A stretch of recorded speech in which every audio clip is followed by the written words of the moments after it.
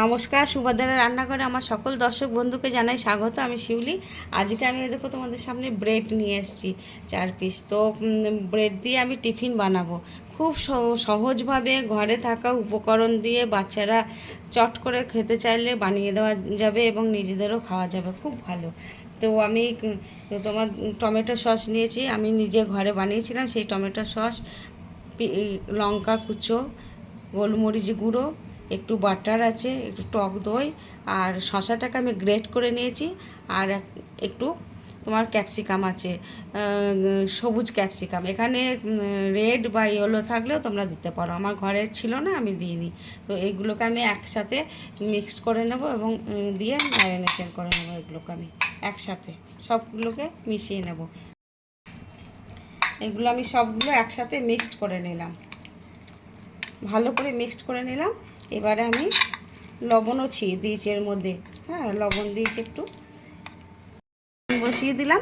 এবারে আমি ব্রেডগুলো আগে দিয়ে দেবো, দিয়ে ভালো করে এপিট ওপিট ভালো করে আমি আগে এগুলোকে সেঁকে নেব।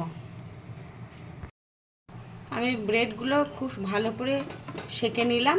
একটু মাঝে বাটার দিয়েছি, হ্যাঁ অল্প করে বাটার দিয়ে দিয়ে এগুলোকে ভালো করে সেঁকে নিয়েছি।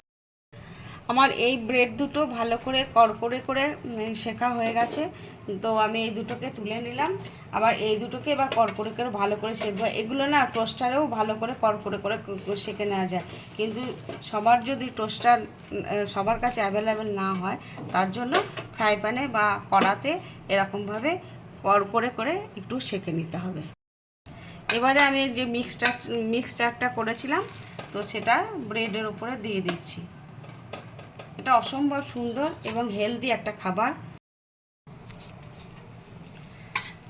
আমার পুরো মিক্সচারটা দেওয়া হয়ে গেছে। এবারে ওর উপরে একটু করে বাটার দিয়ে দিচ্ছি, আর এবারে আর একটা করে পিস ওপর থেকে চাপা দিয়ে দিলাম।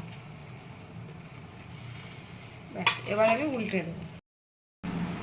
আমার স্যান্ডউইচ রেডি এবং সার্ভ করে দিয়েছি, পিস করে কেটে দিয়েছি। আর এটা হচ্ছে মেয়োনিজ দিয়ে আমি সার্ভ করে দিয়েছি।